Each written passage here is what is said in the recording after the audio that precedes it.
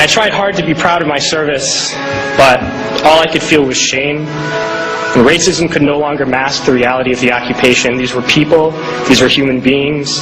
I've since been plagued by guilt anytime I see an elderly man, like the one who couldn't walk, who we rolled onto a stretcher and told the Iraqi police to take him away. I feel guilt anytime I see a mother with her children, like the one who cried hysterically and screamed that we are worse than Saddam as we forced her from her home. I feel guilt anytime I see a young girl, like the one I grabbed by the arm and dragged into the street. We were told we were fighting terrorists.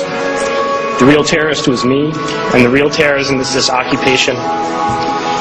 Racism within the military has long been an important tool to justify the destruction and occupation of another country. It has long been used to justify the killing, subjugation, and torture of another people. Racism is a vital weapon employed by this government. It is a more important weapon than a rifle, a tank, a bomber, or a battleship. It is more destructive than an artillery shell, or a bunker buster, or a Tomahawk missile. While all those weapons are created and owned by this government, they are harmless without people willing to use them. Those who send us to war do not have to pull a trigger or lob a mortar round. They do not have to fight the war, they merely have to sell the war. They need a public who is willing to send their soldiers into harm's way. They need soldiers who are willing to kill and be killed without question. They can spend millions on a single bomb, but that bomb only becomes a weapon when the ranks in the military are willing to follow orders to use it. They can send every last soldier anywhere on earth, but there will only be a war if soldiers are willing to fight. And the ruling class, the billionaires who profit from human suffering, care only about expanding their wealth, controlling the world economy. Understand that their power lies only in their ability to convince us that war, oppression, and exploitation is in our interest. They understand that their wealth is dependent on their ability to convince the working class to die to control the market of another country. And convincing us to kill and die is based on their ability to make us think that we are somehow superior. Soldiers, sailors, Marines, airmen have nothing to gain from this occupation. The vast majority of people living in the U.S. have nothing to gain from this occupation. In fact, not only do we have nothing to gain, but we suffer more because of it. We lose limbs, endure trauma, and give our lives. Our families have to watch flag-draped coffins lowered into the earth. Millions in this country without health care, jobs, or access to education must watch this government squander over $450 million a day on this occupation.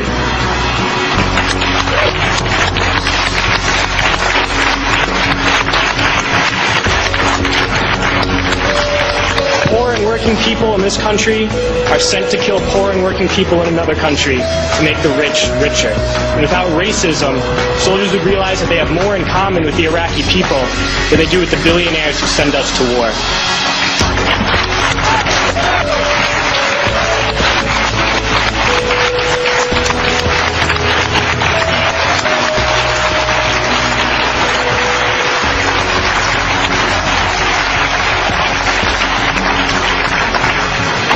I threw families onto the street in Iraq, only to come home and find families thrown onto the street in this country, in this tragic and unnecessary foreclosure crisis. We need to wake up and realize that our real enemies are not in some distant land. They're not people whose names we don't know and cultures we don't understand. The enemy is people we know very well and people we can identify. The enemy is a system that wages war when it's profitable. The enemy is the CEOs who lay us off from our jobs when it's profitable. It's the insurance companies who deny us health care when it's profitable. It's the banks who take away our homes when it's profitable. Our enemy is not 5,000 miles away. They are right here at home. If we organize and fight with our sisters and brothers, we can stop this war, we can stop this government, and we can create a better world.